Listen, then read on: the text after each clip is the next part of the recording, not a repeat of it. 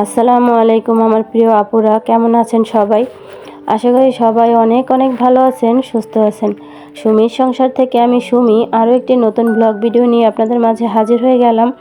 আশা করব একটি লাইক দিয়ে পুরো ভিডিও জুড়ে আমার প্রিয় আপুরা আমার সাথেই থাকবেন। তো প্রথম রুটি মেকারে রুটি বানাবো, সেই অভিজ্ঞতাই আপুদের সাথে শেয়ার করব। রুটি মেকারের চারদিকে প্লাস্টিক র্যাপার একদম টান টান করে লাগিয়ে নিয়েছি, আর রুটি বানানোর জন্য আটাও সুন্দর করে সেদ্ধ করে নিয়েছি। এই যে আটাটা আমি কিন্তু একদম নরম করে সেদ্ধ করেছি।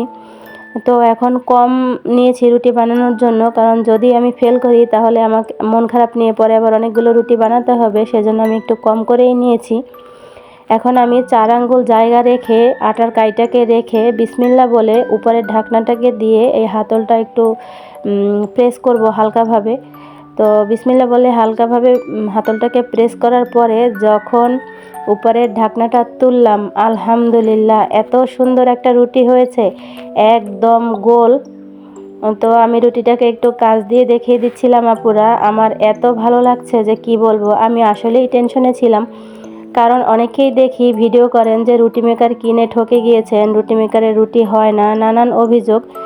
তো আমার রুটিটা মনে হচ্ছে একটু ছোট হয়েছে, আমি আটার পরিমাণটা একটু কম নিয়েছিলাম, আর একটু বেশি নিলে রুটিটা আরেকটু বড় হতো। তারপরও আমি আরেকবার দিয়ে চেষ্টা করছিলাম যে আরেকটু বড় হয় কি না। তো আরেকবার প্রেস করার পরে দেখলাম যে আসলে কিন্তু রুটিটা একটু বড় হয়েছে। তো এভাবে আমি এখন সবগুলো রুটি একে একে বানিয়ে নেব। তো এবার একটু জায়গা পরিবর্তন করে দিচ্ছিলাম যে দেখি কি হয়। তো প্রেস করার পরে দেখলাম যে না, একদম সুন্দর কিন্তু হয়েছে। এটাকেও সরিয়ে রেখে এখন আমি একে একে বাকি সবগুলো রুটি বানিয়ে নেব।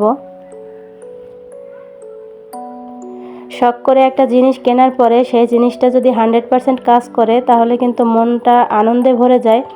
সেরকমই হয়েছে এখন আমার অবস্থা। এই রুটি মেকারটা কিন্তু আমি অনেক শখ করে কিনেছি। তো সবগুলো রুটি আমি বানিয়ে নিয়েছি। দেখেন আপুরা, আপনাদেরকে একদম কাছ থেকে দেখিয়ে দিচ্ছি। সবগুলো রুটি কিন্তু এক সাইজের হয়েছে এবং একরকম গোল হয়েছে, কোনোটা কিন্তু আঁকাবাঁকা হয়নি।